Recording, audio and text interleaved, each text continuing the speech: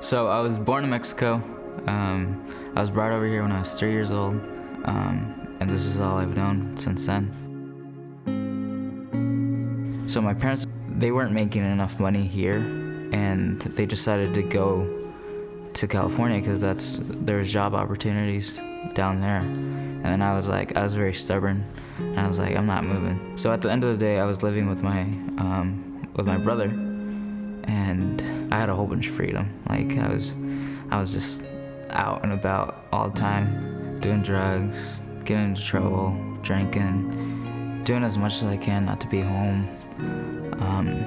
And one summer, I came home, and I got a phone call from my mom.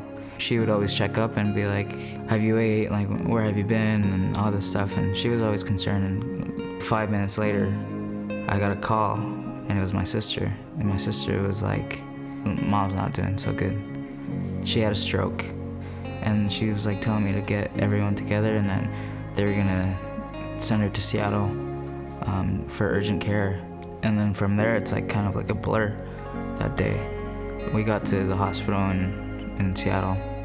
The doctor called us in. They were like, hey, you guys have two options. She can live, but she's brain dead. Or you can pull the plug and you can call it.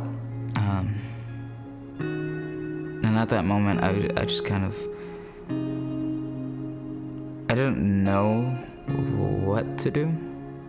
I guess I was kind of in shock, and I just watched everyone around me kind of cry. But we decided to pull the plug. I remember the hospital had like a balcony area, and I looked outside and you can see Seattle.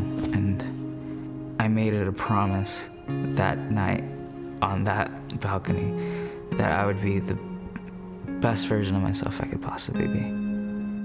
8th grade year was kind of rough, but high school came around and things changed. I changed.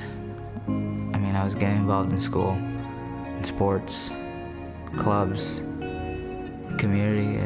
I did whatever it took. I didn't really do sports my senior year, just because I got a bad concussion. In football, when I got my concussion, I was unable to work out, play sports. I was only allowed to be in a classroom for like 15 minutes, and then I had to take a break. So my concussion symptoms were overtaking me. And during that time, I felt like I was dying. And I got diagnosed with anxiety and depression. I just lost myself. I would just stay in my room for a long time, and no one kind of knew what I was kind of going through. I was invited to a church by a friend, and church isn't really my thing. She was like, just once, and I went, and it kind of changed my outlook on church. It became a thing where I just showed up to youth group every Sunday. I had never gone to camp, and everyone was like, hey, you should totally do it. Like, it's pretty cool, and a lot of people have fun and stuff. The only thing that was holding me back was money. And they were like, well, don't worry about it, like, we got you. And I was like, okay, well, I'll go then. The youth pastor then was Graham. And during that trip, that was the first time I ever met Graham. Since then, I mean, he has provided so much wisdom, and he's put me in situations where I can experience things that I would have never experienced. He's one of my biggest role models. I don't know where I would be without him. It took Evelyn only 7 seconds to reach out and invite me to church. I got involved again. I felt like I was connected.